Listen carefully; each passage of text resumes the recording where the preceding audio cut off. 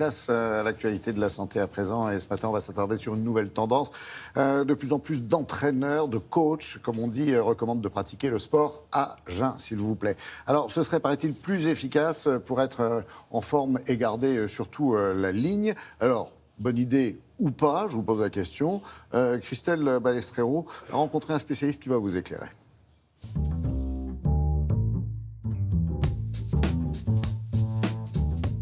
Nous sommes de plus en plus nombreux à pratiquer une activité physique pour rester en bonne santé, mais aussi pour perdre parfois quelques kilos.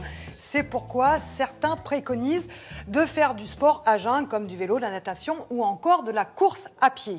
Objectif, mobiliser le plus rapidement possible les lipides, en clair, taper dans les réserves adipeuses, particulièrement difficile à délocaliser. Alors, ce sport d'endurance à jeun est-il efficace? Est-ce un phénomène de mode ou un concept, une réalité scientifique? Voici l'éclairage du docteur Stéphane Cascois, médecin du sport. Il est intéressant de courir à jeun parce que l'ambiance hormonale de l'organisme est à la libération d'énergie. Du coup, les graisses vont passer dans le sang sous l'effet des hormones de la stimulation, des hormones de la vigilance. Lorsque vous avez mangé, les hormones de l'effort, les catécholamines, le cortisol, vont libérer du sucre puisqu'il y en a en réserve dans le foie.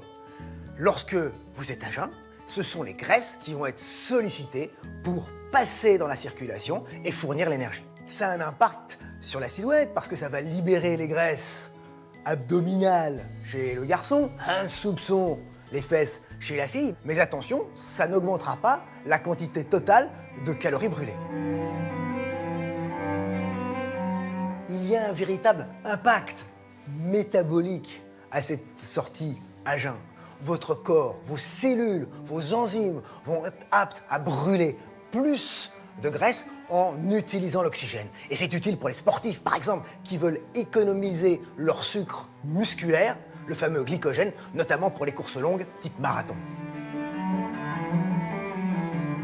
Quelques conseils de prudence s'imposent. Premièrement, il faut courir à intensité modérée en aisance respiratoire et pas plus de 30 à 45 minutes. Deuxièmement, on est à jeun, mais pas tout à fait.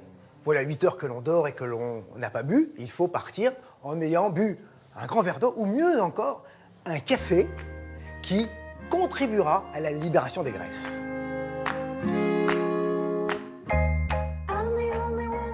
Contrairement à ce qu'on aurait pu imaginer, ces séances sont bien tolérées. Il n'y a pas d'hypoglycémie parce que on consomme plus de graisse et parce qu'il y a du sucre en réserve dans les muscles. Néanmoins, en cas d'anxiété chez notre sportif, il peut partir avec une petite pâte de fruits et il n'en aura probablement pas besoin. À l'inverse, il vaut mieux éviter de prendre un produit sucré juste avant l'effort parce qu'on risque l'hypoglycémie réactionnelle. Partir à jeun, c'est éviter le temps de la digestion, c'est faire une petite séance. C'est idéal pour le matin avant d'aller travailler. À jeun ou non, n'oublions pas que seule l'activité physique assidue est efficace. Il est important de pratiquer très régulièrement pour avoir un impact positif sur la santé, mais aussi sur la silhouette. C'est pourquoi il est important avant tout de choisir une activité qui apporte du plaisir. C'est le seul paramètre qui permettra une véritable adhésion.